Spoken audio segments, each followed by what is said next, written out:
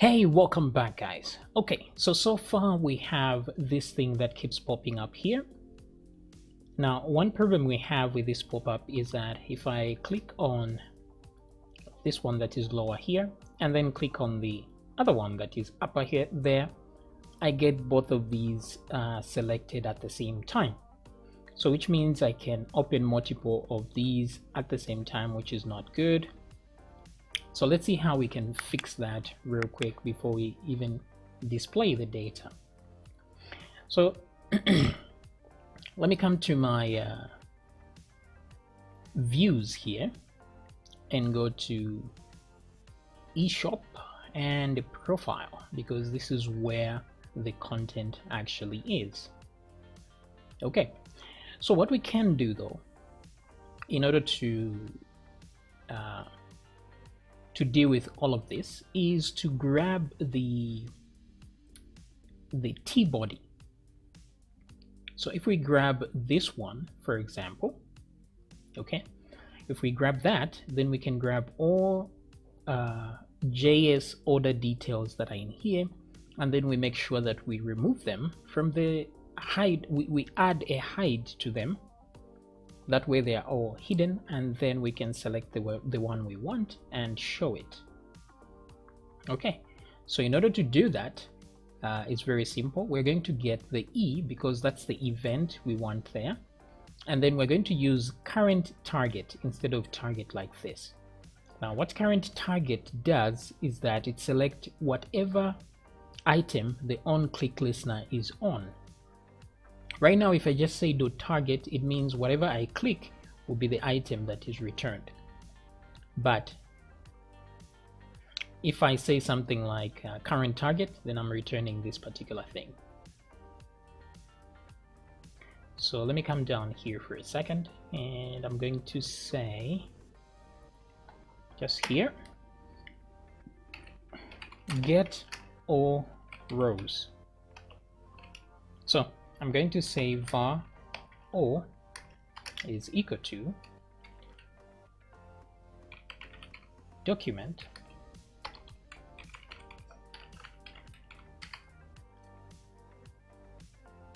or instead of document, let's use e.currentTarget.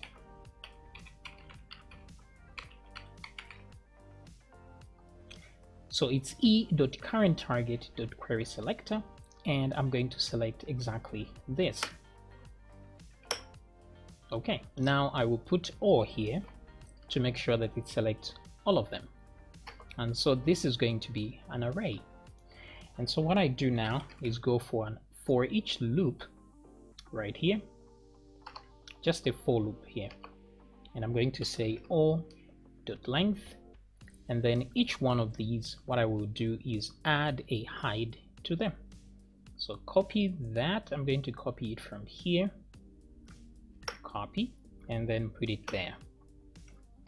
So what I'm doing here is going through all the rows that I have selected, all these ones that have this JS detail order details on them, and then I'm going to add a class of hide to all of them. So it means by the time we get here, everything would have been removed. All the what's this? All the every row. Sorry, there. Every row would have been hidden by now. So the only thing we can do is just to remove the class. We don't even need to question this, because at this point we are not going to have any of them still active. So I can remove all that, like so. So details is going to be of that particular thing that we have clicked. That's where it is. But then we delete everything first for a second and see if things are still working fine. So if I click here, I get the same result, but let's try again and click here and click there. Ooh, so we're still having these problems. So let's go to the console and see if there's any errors that we are getting inside the console. And sure enough, we are getting these errors, and it's saying details is null. Okay, So let me come back here and let me refresh this page first of all and click here. So when I click there, it's all good, but when I click, let me click again. Oh, wait a minute.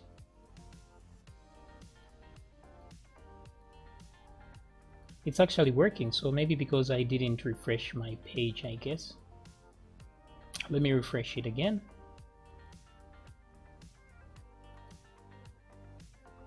Okay, so it's actually working, but I guess I shouldn't have removed this. So sorry about that. Just hit the undo button for a second there, a couple of times. So let me click here again, click again, click there. Okay, so the other thing is disappearing, but we are having this problem of, oh, this error is only when I click on the close thing, so that's fine.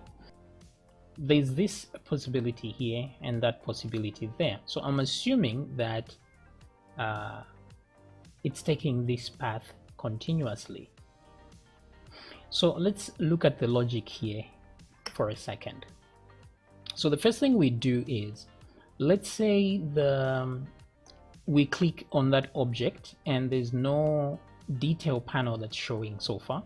It's going to select all of them and remove, so which means it's going to add a hide class to each one of them. So this means at this point, this will always be true.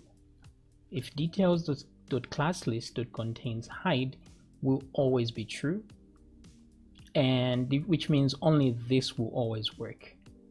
So meaning whether we like it or not, it will always just remove the hide from a particular thing that we clicked, which means we cannot close it using this method.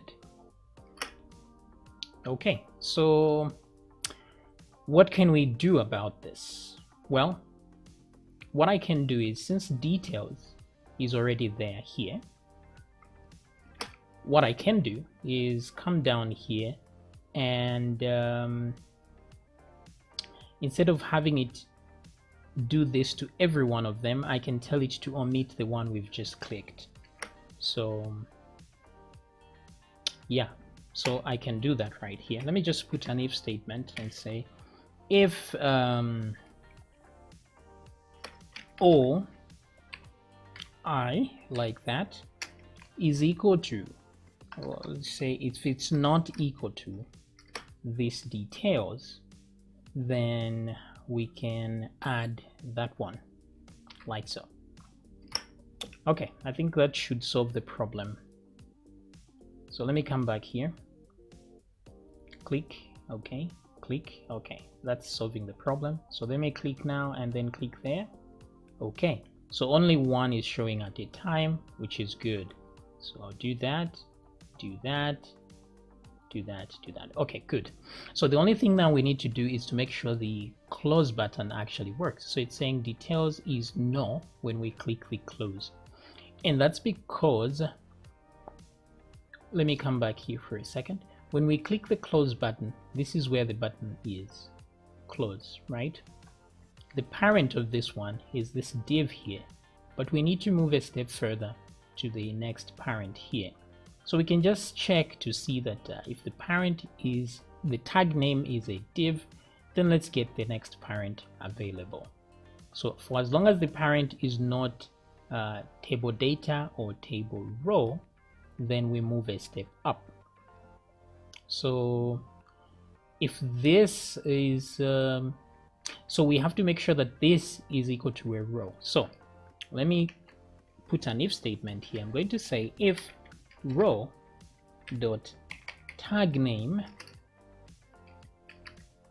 if the tag name is not equal to table row, like that,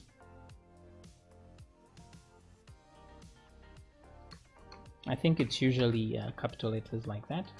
If it's not equal to table row, then what do?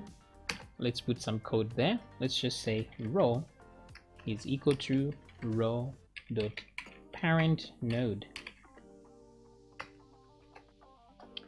So in JavaScript, we don't need to put the curly braces if we only doing one line inside the if statement. So just by leaving it like this, it still works. It counts as being inside this if statement. Okay, so let me come back here and refresh. Let's see if that solves the problem. Let's see first if it still works here. That's good, it still works. And also when we click close, it actually works. So now it's actually closing. Very good. So now what we can do is, instead of having this text of close, you can put an icon here if you want to. That's entirely up to you. That way you can it will look more like a close button. Or what you can do here is you can put a cursor on this one and say pointer like that. So that way it changes into a hand when you try to click close like that. Okay, so that makes more sense there. And also to make it look more like what's this, like a link, you can convert the div to an a tag if you want to, but let's see what that does to the positioning. Okay, so that's better. At least it looks like a link now, so that looks much better. Okay, so now what we need to do is add the details themselves here, and that is easily done. Let's look at the we are looking at the columns here that we have. So far we have ID, order ID, quantity. So the important things here is we don't need the order ID because this is just an identifier. So what I need is description, quantity, amount, and total. Okay, so let me come back here. And so all we have to do is get in here and then get the order ID and use that to get more detail that we want. All right, so instead of getting the detail from here, because we are using object oriented programming and the MVC format, we can't do that. We can't do some we can't do that here. We have to go to our controller and do it from there. So here I'll go to my profile. Where is this? Profile.php, right there. So here we do get orders by user, right? This is one thing we have here, but then we can have another one here that gets the order details of a very specific order ID. So what I will do, I will use the same class name and duplicate it. So instead of here, get order details, that's the one I will do, underscore details like that. And the only thing I'm going to need for this is going to be, let me change this to details like that. So I'm going to say details is equal to order, get order details here, and then I want to use something from what I have received here. So what I could do instead is to add the order details as part of each specific order. So let me move this a second here.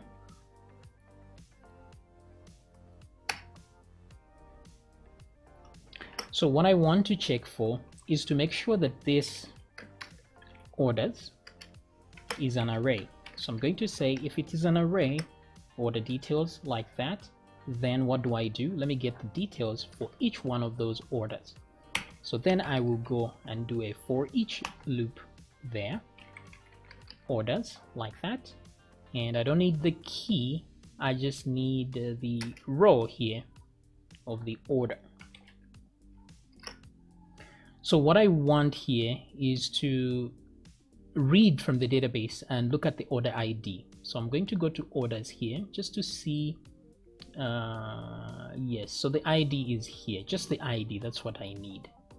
So here I'm going to move this into there like so, and then I'm going to say details,